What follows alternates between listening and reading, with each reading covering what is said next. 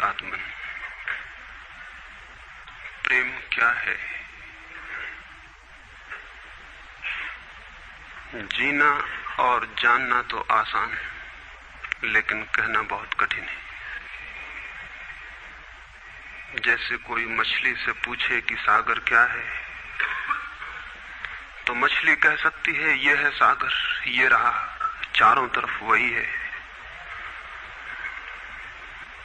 लेकिन कोई पूछे कि कहो क्या है, बताओ मत, तो बहुत कठिन हो जाएगा मछली को। आदमी के जीवन में भी जो श्रेष्ठ है, सुंदर है और सत्य है, उसे जिया जा सकता, जाना जा सकता, हुआ जा सकता, लेकिन कहना बहुत मुश्किल है। और दुर्घटना और दुर्भाग्य यह है कि जिसमें जिया जाना चाहिए, जिसमें हुआ जाना चाहिए, उसके संबंध में मनुष्य जाति 5-6 हजार वर्ष से केवल बातें कर रही है। प्रेम की बात चल रही है, प्रेम के गीत गाए जा रहे हैं, प्रेम के भजन गाए जा रहे हैं, और प्रेम का मनुष्य के जीवन में कोई स्थान नहीं है।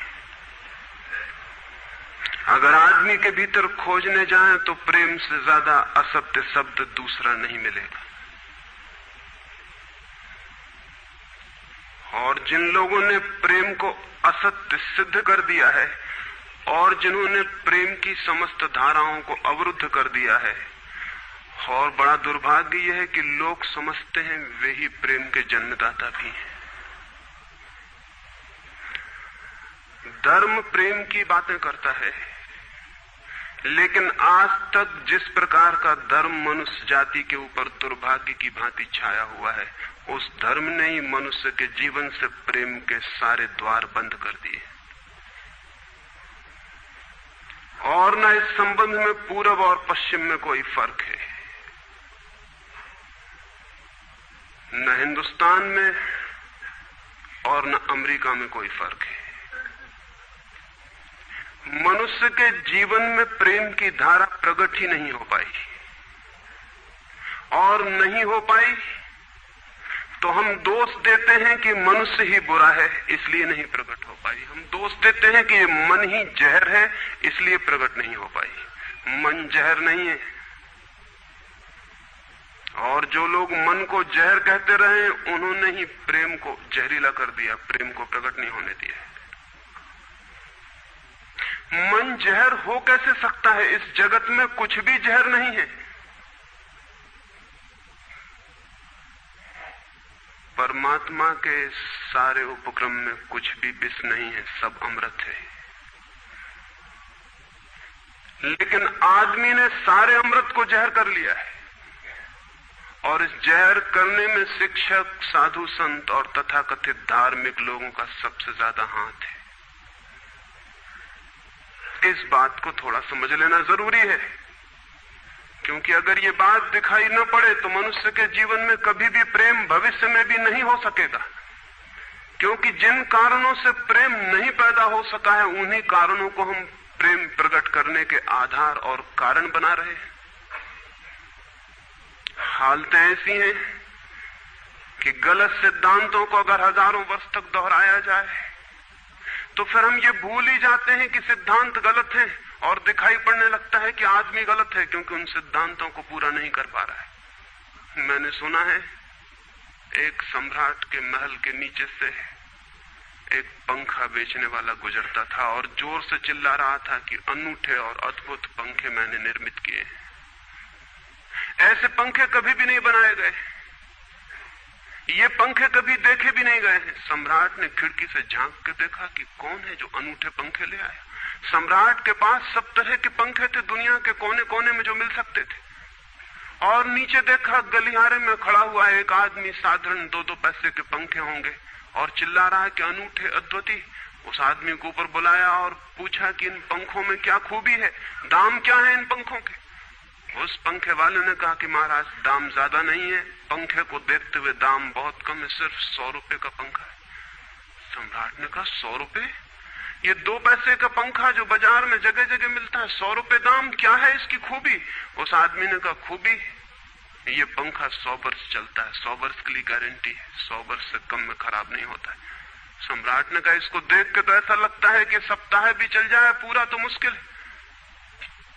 धोखा देने की कोशिश कर रहे हो, सरासर बेईमानी, और वो भी सम्राट के सामने। उस आदमी ने कहा आप मुझे भली भांति जानते हैं, इसी गलिहारे में रोज पंखे बेचता हूं, 100 रुपए दाम है इसके, और अगर 100 वर्ष न चले तो जिम्मेदार मैं हूं, रोज तो नीचे मौजूद होता हूं, और फिर आप सम्राट हैं, आपको धोखा देके जाऊंगा कहां। वो पंखा खरीद लिया गया। सम्राट को विश्वास तो न था, लेकिन आश्चर्य भी था कि यह आदमी सरासर झूठ बोल रहा है, किस बल पर बोल रहा है। पंखा 100 रुपए में खरीद लिया गया और उससे कहा कि 7वें दिन तुम उपस्थित हो जाना। 2-4 दिन में ही पंखे की डंडी बाहर निकल गई, 7वें दिन तो वो बिल्कुल मुर्दा हो गए। लेकिन सम्राट ने सोचा कि शायद पंखे वाला आएगा नहीं, लेकिन ठीक समय पर 7वें दिन वो पंखे वाला हाजिर हो गया। उसने कहा कहो महाराज। उन्होंने कहा कहना नहीं है, ये पंखा पड़ा हुआ है टूटा हुआ, ये 7 दिन में ये गति हो गई, तुम कहते 100 वर्ष चलेगा। पागल हो या धोखेबाज क्या हो। उस आदमी ने कहा कि मालूम होता है आपको पंखा जलना नहीं आता है। पंखा तो 100 वर्ष चलता ही, पंखा तो गारंटीड है, आप पंखा जलते कैसे थे। सम्राट ने कहा और भी सुनो, अब मुझे ये भी सीखना पड़ेगा कि पंखा कैसे किया जाता है। उस आदमी ने कहा कृपा करके बताइए कि इस पंखे की गति 7 दिन में ऐसी कैसे बना दी आपने, किस भांति पंखा किया।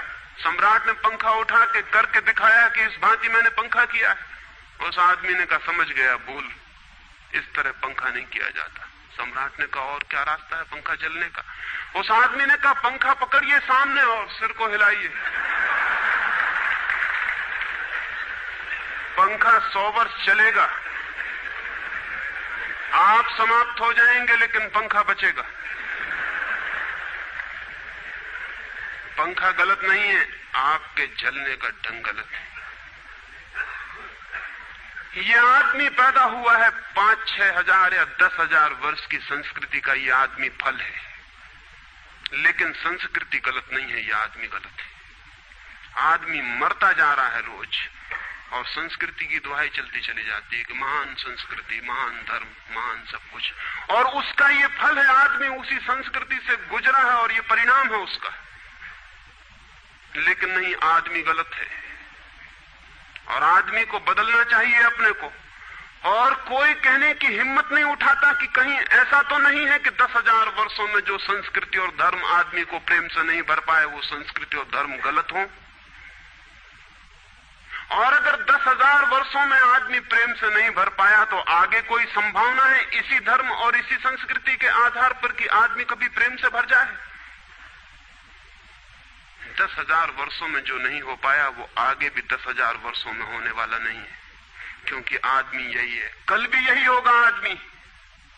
आदमी हमेशा से यही है और हमेशा यही होगा। और संस्कृति और धर्म जिनके हम नारे दिए चले जाते हैं, संतों और महात्माओं की जिनकी दुहाइयां दिए चले जाते हैं, सोचने के लिए हम तैयार नहीं कि कहीं हमारा बुनियादी चिंतन की दिशा ही तो गलत नहीं है। मैं कहना चाहता हूं कि वो गलत है, और गलत सबूत है ये आदमी। और क्या सबूत होता है? एक बीज को हम बोएं और फल जहरीले और कड़वे हों, तो क्या सब सिद्ध होता है? सिद्ध होता है कि वो बीज जहरीला और कड़वा रहा होगा। हालांकि बीज में पता लगाना मुश्किल है कि उससे जो फल पैदा होंगे वो कड़वे पैदा होंगे। बीज में कुछ खोजबीन नहीं की जा सकती। बीज को तोड़ो फोड़ो, कोई पता नहीं चल सकता कि इससे जो फल पैदा होंगे वो कड़वे होंगे। बीज को वो 100 वर्ष लग जाएंगे, वृक्ष होगा, बड़ा होगा, आकाश में फैलेगा, तब फल आएंगे और तब पता चलेगा कि वे कड़वे। 10,000 वर्ष में संस्कृति और धर्म के जो बीज बोए गए हैं, ये आदमी उसका फल है और ये कड़वा है और घृणा से भरा हुआ है।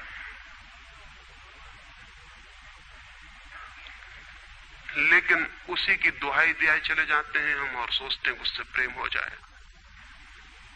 मैं आपसे कहना चाहता हूं उससे प्रेम नहीं हो सकता है, क्योंकि प्रेम के पैदा होने की जो बुनियादी संभावना है, धर्मों ने उसकी ही हत्या कर दी है और उसमें ही जहर घोल दिया है।